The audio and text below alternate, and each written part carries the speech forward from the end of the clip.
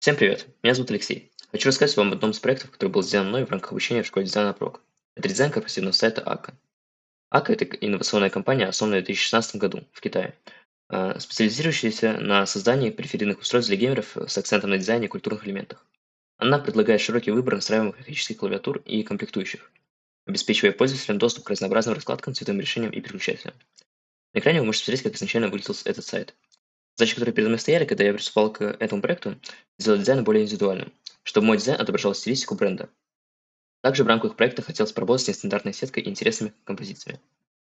Старый дизайн АКА обладал несколькими недостатками, такими как устаревший стиль, отсутствие акцентов, неудобное решение на ключевых страницах, слабая сетка и композиция. Это приводило к неудобству использования сайта для пользователей, затрудняя чтение и поиск важной информации.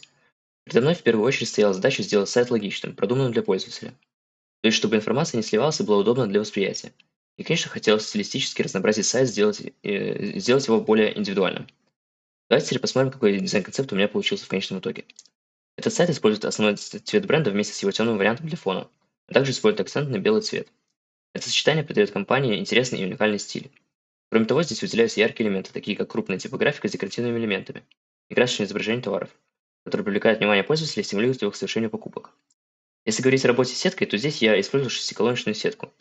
Перед тем, как приступить к проекту, я проводил визуальное исследование, делал конкурентный анализ разных корпоративных сайтов. И в рамках своего исследования я отметил, что в корпоративных сайтах часто используется шестиколоночная сетка. Здесь максимально удобное соотношение сторон, соотношение пропорций фотографии и типографики, а также возможность использовать интересную композицию. Отдельно хочу отметить, как получилось справить проблему с неудачными решениями. На странице Our Story я принял решение изменить формат отображения с вертикального на горизонтальный. Это позволило сделать просмотр информации более удобным и интуитивно понятным. Теперь пользователи могут быстро пролистывать содержание и легко ориентироваться по датам.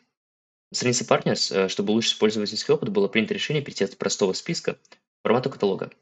Теперь у нас есть удобная фильтрация, которая позволяет просматривать партнеров по различным регионам и странам.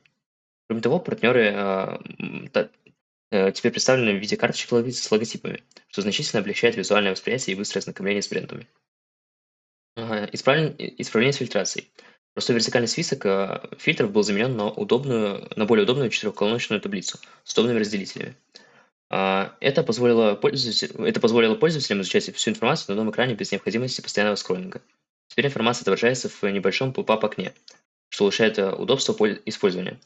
Кроме того, добавлена кнопка Reset All для быстрого сброса всех фильтров.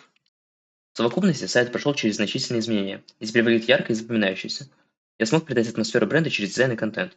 Важно отметить, что сайт стал более удобным для пользователя благодаря исправлению неудачных решений и общим улучшениям. Я уверен, что пользователь запомнит сайт и бренд и вернутся сюда за покупками. Вы также можете ознакомиться с полным кейсом на моем Behance по ссылке под видео. Спасибо.